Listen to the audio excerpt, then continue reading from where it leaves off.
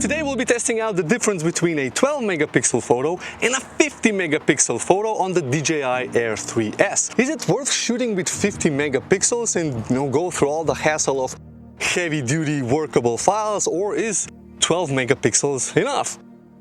Well, let's see.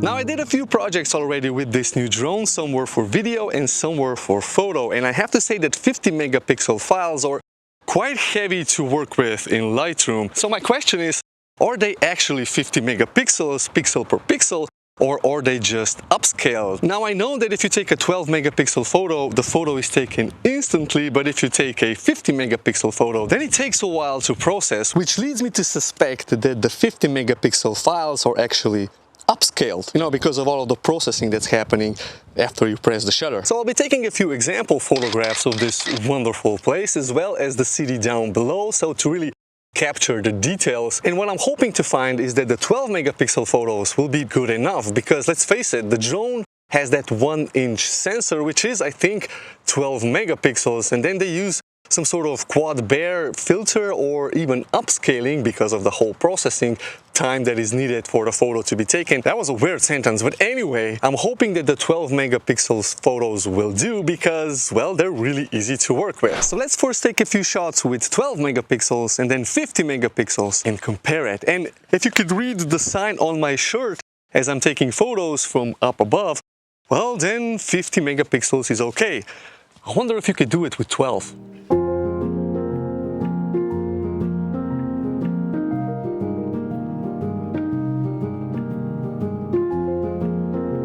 So here I have all the photos in Lightroom. These are all DNG files, so raw files, and the red ones are 50 megapixels and the yellow ones are 12 megapixels. And you can see that these two match, and these two match, and these two match. So first what I will do a quick balancing edit on all of these photographs. I'm going to use my own special preset, which just enhances the sky and the subject and applies the lens corrections and everything that I do with my photographs. So let's first look at the first two images.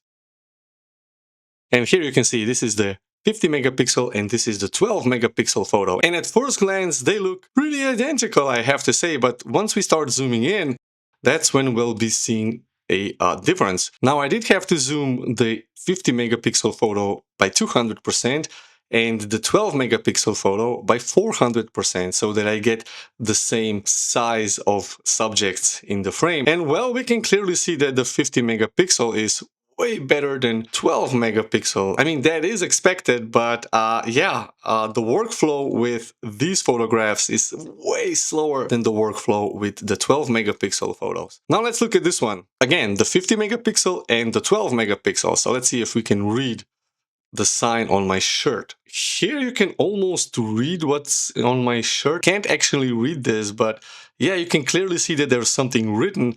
And here, well, it's just a blur. Now the aerial down shots, yeah, you can't even see the tiles on the floor. I mean, here they are, well, very, very visible. And here, well, yeah, definitely way more detail in the 50 megapixel photo compared to the 12 megapixel photo. So there you have it, 50 megapixel photos, definitely an improvement over the 12 megapixel photos. And even though it's really hard to work with them compared to that 12 megapixels, yeah, it's definitely worth it, because if you're doing drone photography, it's all about detail and the little subtle teeny tiny things. And with landscape photography, of course, every detail matters. So the verdict would be go 50 megapixel. Unless you don't really need that high detail, then 12. No, 50. Anyway, I hope you guys enjoyed this video. Consider subscribing if you're new, hit the like button for the algorithm, and I'll see you in this video if you want to stay on the channel.